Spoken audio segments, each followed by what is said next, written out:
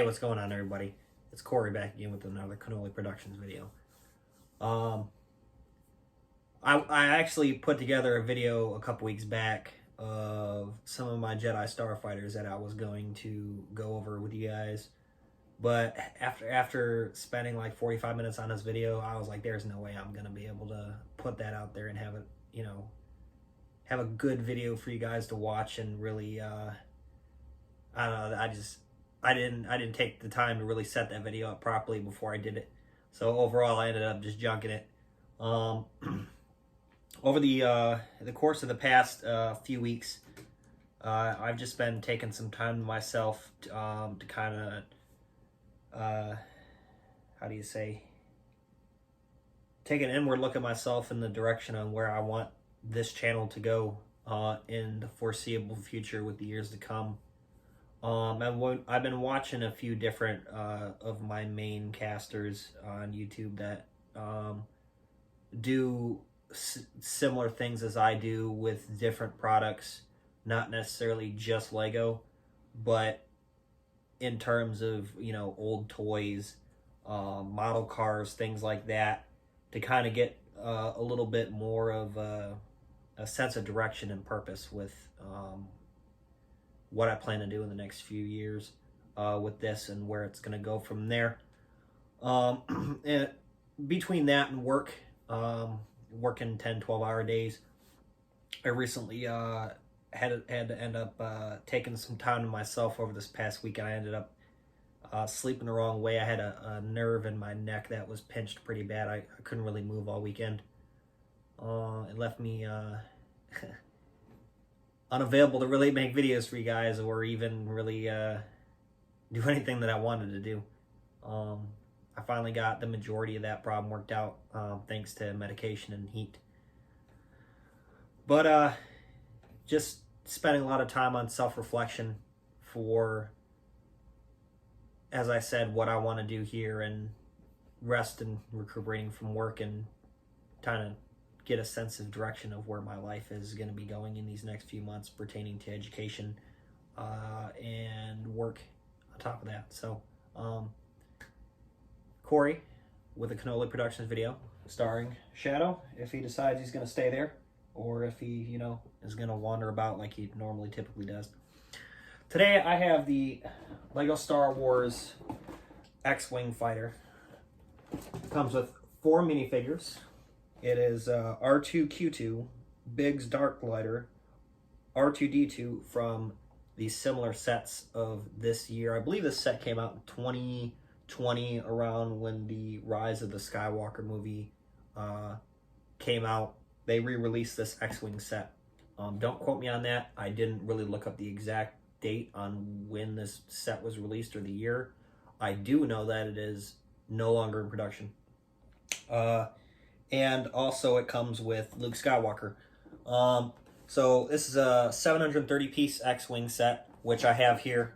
And then I also broke out my latest 2020 Poe Dameron X-Wing Starfighter as well, to kind of give you like a size comparison, because I noticed after looking at these, and even with this set that I had pulled out from storage, I got some things fell off of it, and I'm gonna have to take a look at my box somewhere and find, after bringing it down, noticing some pieces that are missing. So I got to get that situation figured out. So this set, with it being 730 pieces, I noticed that it comes in 2 pilots. It comes with your Biggs Dark Glider as well as your Luke Skywalker. And I actually had to go to the Lego Star Wars group that I follow on Facebook and actually had to find out more information about this. Because with this set, there is... Oops, dropping boxes here. With this set, I've noticed, as you can see, this little tab right here, this little 2x3 plate, you can actually pop these off. And in the instruction manual, it actually comes with 2 sets of these, and I didn't really understand why. And since, reading the instructions, looking through, it just says you can flip them off. And what I later found out was you can modify this X-Wing to either suit Biggs Dark Glider, which his call sign in the older movies is Red 3, or you can swap them out with the different plates to have right here, those little indication lines there. There's 5 of those, stating that it's red 5. That's their kind of like their rank or their designation for their individual starfighters. And out of all the years watching Star Wars, I had no idea. I didn't even pay attention. I don't even know if they really show that in depth in the movies, if you can actually point that out. But after being told that, I went back and looked, and I was indeed found out that the other plates and the other stickers that I haven't used in the set yet actually only have 3 stripes on there. So that kind of blew my mind. So overall, it comes with Biggs Darklighter, which I already have in here, and it comes with his pit droid or his astromech that can be swapped out with Luke Skywalker and his R2D2. You got the R2Q2 and Biggs Darklighter there, as well as Luke Skywalker, of course, is going to come with his lightsaber, which I thought was pretty interesting. The overall design in this cockpit is actually, it's pretty in depth, and I'm actually glad that they have, if you can see in there, there's actually a little angled panel that has its own design on it. Again, I know I've talked about this in other videos, or may have mentioned it on some of my different things that I post on my Facebook, is that I really like the old traditional Lego style where it came with printed bricks. Printed bricks, I felt, were obviously costing Lego more money, or for the fact that they're a lot more, from what I've seen on Bricklink, they tend to cost more, because with stickers, especially with being in a room being displayed or in cabinets, the sunlight gets to them, the glue dries out over years of display. The stickers end up, peeling up in the corners, or they tend not to stick. When I went over my Hoth Echo Base, from the set that I picked up from someone that was released in 2008, I had to mail it from Canada. The stickers on that set, I had to actually look through the bag of pieces that it came in to find them, because they had completely fallen off, and I just took clear tape and stuck it over there, because realistically, I could, if I wanted to, I can find somebody that could reprint stickers for that individual set. But at the end of the day, the spots where the stickers were at, unless you were really looking for them, I don't know, man. So as I was explaining earlier, I was watching a lot of different videos and a lot of different YouTube artists to kind of try to get a better general sense of the content that you'll find in my videos that I plan on working into in the future, especially when I get my room a little bit more situated. There's a show called Retro Blasting, and like, this dude has like literally his whole room in his basement. I don't know if you follow him, but he just has all these different things in all these cabinets, and like that's my goal. Like, one day, 30 years from now, I'm making 6 figures a year after I get through college and get my degree in cybersecurity. I just want like a whole basement. I mean, obviously the wife's gonna have to get over it. Like, she can get as many purses or little dogs as she wants. Obviously not dogs. We're gonna go with cats, because if it's not this tall, it's I'm sorry, it's not a dog. It's a purse rat. But as long as she lets me have my little Lego thing downstairs, I mean, I'm all for it. But watching Retro Blasting, how he's kind of doing reviews on all these toys that he grew up with, especially when it comes to G.I. Joe or Star Wars, I thought that was really, really interesting. And that he was able to put together, and his girlfriend or his wife, I think it's his girlfriend, gets involved in his videos too, and I think that's pretty neat. That's pretty cool. But at the end of the day, back to this. And as I was explaining earlier, I really don't like Lego stickers. They are annoying. I am OCD about them. I want to get them just right, in the right spot where they're supposed to go. But at the end of the day, 10, 15 years from now, like, they're gonna peel up. So I really hope that someday Lego decides to go back to the printed bricks, because that was where it's at. I got my Obi-Wan Starfighter from 2002, and it had printed bricks for the decals on his Starfighter, and I like it. I like it a lot. So I had to, after looking over this X-Wing here for the old Rebel Alliance style. And I brought in Poe's Resistance X-Wing, which I'm not a fan of these colors at all. I prefer his orange and black, and especially the Resistance X-Wing where it's gray, or it's silver and blue. I think that's a lot more color scheme. This orange to me looks tacky. I'm not a fan of it.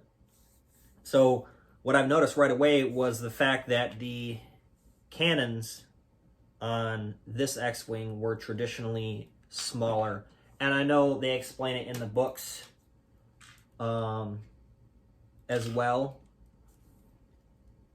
that there are actual different models of X-Wing. They're just like in Halo, there's different versions of the assault rifle. You got the MA5B, the MA5C. You have different versions of it, and you have different versions of the X-Wing that happened traditionally over the years. They had different modifications. In different books, they talk about different models, things like that. But overall, from what I've noticed, it's not really that much of a difference other than the length, the overall length of the actual ship. The nose is a bit longer. They kept the traditional, or the newer style stud launchers on the sides, as well as the rockets, even though this only has a rocket on the bottom too, whereas this X-Wing has rockets on all four. And I never keep the rockets. I always put the rockets away in the box. I don't like keeping them in the actual launchers because it wears the spring out over time. And it's just, it'll break down the spring, and that's, another piece that I have to order. I had my Slave 1 20th anniversary stored away outside for 2.5 months because I had to go back down to base for 2 months before I was able to come home again before the holidays. And the cold caused some of the reddish brown bricks, as well as some of the gray ones, and even the handled pieces that hold the cannons on cracked. And I had to do some research and found out that for some reason, the reddish brown Lego bricks are the most brittle. And I have yet to tear that thing down and do a full inventory on what's broken and what's not. I got to make a Bricklink order to replace those parts. Thankfully, out of all the other sets that I've had out there, my Naboo Starfighter, I got to order some pieces for my Resistance Y-Wing.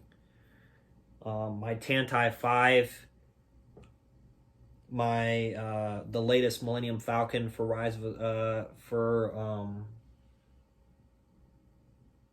the Star Wars Force Awakens. That one, I think it's the second movie. I can't think of it off the top of my head right now.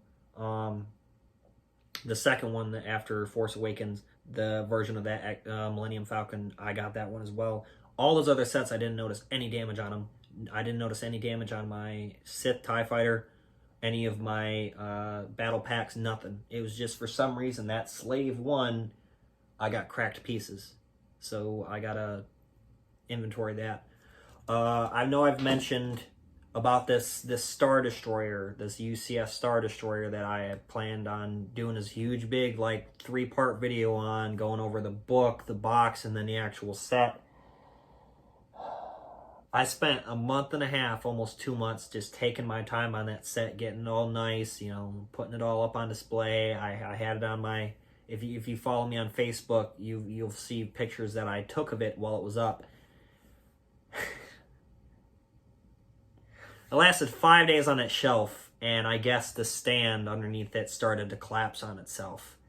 And I've heard of other people talking about the newest Star Destroyer that came out with problems that it had because it uses, got the bag over here. So with it being a UCS set, Ultimate Collector's series, the base, the actual base of the set has 4 legs that are supported on that. It's a 2x1 with a peg, and the whole weight of that. So this is 4,700 pieces of this detailed set of the Star Destroyer, was resting its weight on those 4 pegs. And I guess, I don't know if my cat jumped up there. I don't know if they jumped on a chair and it bumped against it, but it just nosedived into my wall. I'm laying, I sleep all day.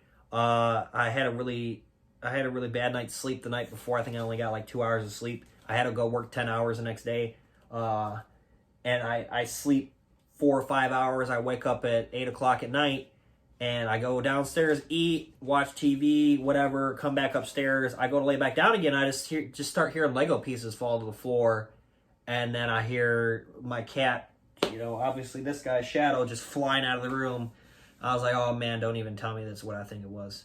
And I turned on the light and yep, that was it. So at this point, until I get my room set up more and I get my TV mounted and sorry, my shoulder's giving me a problem.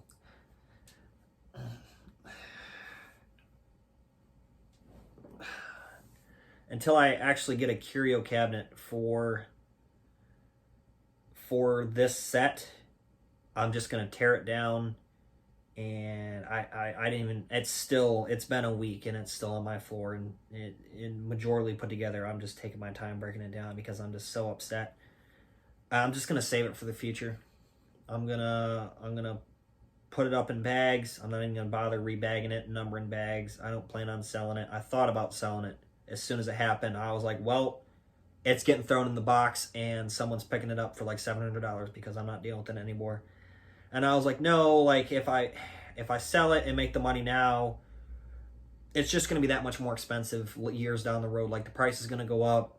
So after talking to some of my buddies and some of the people in my Lego group, they were just like, hey, it happens. You know, pets do things. So at the end of the day, I'm just going to bag it up and throw it in the box and I don't know, plan on a day in the future to get some time and put it together again. But one of the things that I was really expecting with this X-Wing set, like the last 2 Poe Dameron sets, was to come with some ambiance. And I talk about this in kind of like my other videos of the ambiance, where they come like little accessories like a ladder or like the B-Wing that came out where it has an actual stand for the B-Wing to land. I like that stuff. I like the Naboo Starfighter that has the little trolley with the missiles on it. And the gun rack, the little crate with the guns and the blasters, and I like that too. Like just something that if a lot of people tend to make their own mocks or my own creations of like dioramas, like they put that stuff in there. That's pretty neat. I got some new additions coming. I know everybody's about to get their stimulus check. I am definitely not going to spend it all on Legos. I promise. I swear. I got other things to worry about right now. But overall, this X-Wing, I highly recommend it. It was a really good build. I like how the wings are shorter and it's more compact. And I don't know if anybody else has had similar problems with the Poe Dameron X-Wing, but for some reason, I don't know if I assembled it wrong or if it's just the way that it's designed, but they have the little flicker switch here that allows you to prop the wings open. For some reason on my Poe Damerons, it's not working the way I want it to. It's giving me problems, and I'm not having it. It keeps locking up. I have to keep fidgeting with it. Whereas this, it pops right open. It's supported by rubber bands, and then when it lands, you got this little pin down here. When it lands, it automatically collapses the wings for you, as well as I think in this one, I noticed the slot, because it's more extended, the back end of this set is a little longer than that slot for some reason. And I don't understand it. I don't. But overall, it's I enjoy it. But anyways, like always, like, comment, subscribe, and I look forward to doing some more videos now that I have everything set up in here. It's gonna come in time. But until next time, guys, enjoy the warm spring weather that's coming if you're from the north like me or the East Coast. And until next time, catch you later.